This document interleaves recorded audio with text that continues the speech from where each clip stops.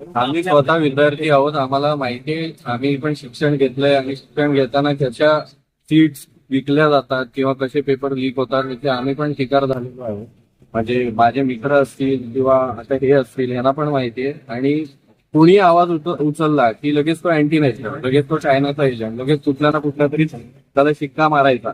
हे बंद झालं पाहिजे. आपल्याला नागरिक आहोत आपण, आपल्याला आवाज उचलण्याचा अधिकार आहे. लोकशाही मार्गाने आवाज उचलला पाहिजे आणि याच्यात काहीच चूक नाहीये. हे लोकांना आता कळून चुकलं पाहिजे की उद्या खड्ड्यांसाठी आपण आंदोलन केलं चिपळुणातल्या, तर त्याच्यासाठी पण आपण अँटी नॅशनल बनायचं का?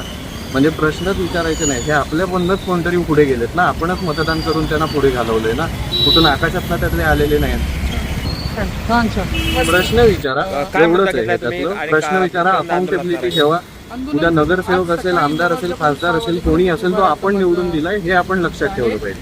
आणि मनामध्ये भावना अशी आहे शिक्षणाचे झिंडवडे ह्या सरकारने ते काढून जवळपास 21 होणाऱ्या डॉक्टरांच्या आत्महत्या करण्याचे सरकार कारणीभूत आहे. त्यांना न्याय मिळाला पाहिजे, शिक्षण व्यवस्था सुधारली पाहिजे. आपल्या शिक्षण मंत्र्यांनी तर ताबडतोब राजीनामा दिला पाहिजे आणि या शिक्षण मंत्र्यांना पाठीशी घालणाऱ्या नरेंद्र मोदींचा देखील आम्ही राजीनामा मागतोय या निमित्तानं. कारण कोणत्या प्रकारची दखल न घेणारे हे लोकशाही सरकार चालवत नाही. हे हिटलरपेक्षाही भयंकर हुकुमशाही पद्धतीनं हे सरकार चालत आहे. त्याचा निषेध आम्ही करत आहोत.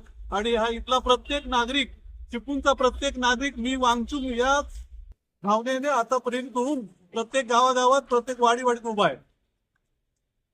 आंदोलन फक्त आज सकाळी 9 वाजल्यापासून 6 वाजेपर्यंत उभारायचं माझा मुद्दा आहे.